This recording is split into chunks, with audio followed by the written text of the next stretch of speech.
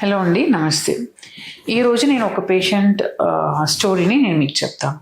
So ఒక patient, ఒక couple వచ్చారండి. బేసిక్లీ వాళ్ళు ఒక విలేజ్ నుంచి వచ్చారు. వాళ్ళకి ఆల్మోస్ట్ పెళ్ళి అయి ఒక 12 years అయిందనమాట. 12 years అయిపోయిన తర్వాత కూడా వాళ్ళకి న్యాచురల్గా ప్రెగ్నెన్సీ అనేది రాలేదు. సో మేము ఎవాల్యుయేట్ చేసాం. ఎవాల్యుయేట్ చేసినప్పుడు హిస్టరీ అన్నీ ఫస్ట్ తీసుకున్నాము. సైకిల్స్, దీనికి ముందు ఏదైనా ప్రెగ్నెన్సీ వచ్చిందా లేదా, అబోర్షన్ అయిందా, లైక్ మేల్ ఫ్యాక్టర్స్ కూడా ఏదైనా ప్రాబ్లం ఉన్నాయని చూసుకున్నాము. దాని తర్వాత ఫీమేల్ కూడా ఒకసారి స్కాన్ చేసుకున్నాము. స్కాన్ చేసుకున్నప్పుడు మనకి ఫైబ్రాయిడ్ అనేది ఒకటి కనిపించింది అన్నమాట. ఆల్మోస్ట్ 5 into 6 centimeter ఫైబ్రాయిడ్ కనిపించింది.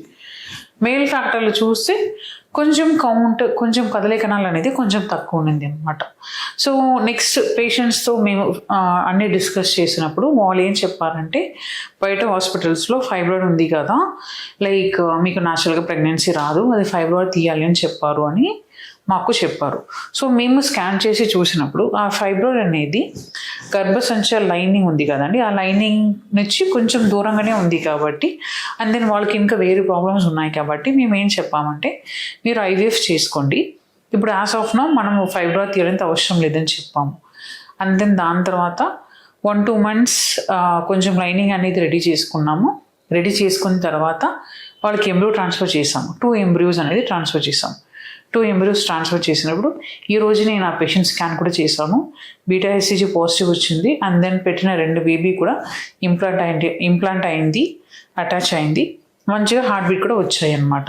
సో ఫైబ్రాయిడ్ ఉంటే ఖచ్చితంగా తీయాలి అనేది కాదండి. అగైన్ ఫైబ్రాయిడ్ ఎక్కడ ఉన్నాయి అనేది చూసుకోవాలి. అంటే గర్భసంచి లోపల ఉందా, లైనింగ్ దగ్గర ఉందా, బయట ఉందా, అదని చూసుకోవాలి. ఆ లొకేషన్ బట్టి మనకి సర్జరీ అవసరమా లేదా అనేది మేము చెప్పగలుగుతాం. సో ఫైబ్రాయిడ్ ఉంటే ఖచ్చితంగా సర్జరీ చేసుకోవాలి అనేది కాదు. ఫైబ్రాయిడ్ ఉన్నప్పుడు కూడా మనము ప్రెగ్నెన్సీ అనేది ప్లాన్ చేసుకోవాలి. సో ఇదే నేను మీకు జస్ట్ ఒక స్టోరీ చెప్దామని అనుకున్నాను. Thank you.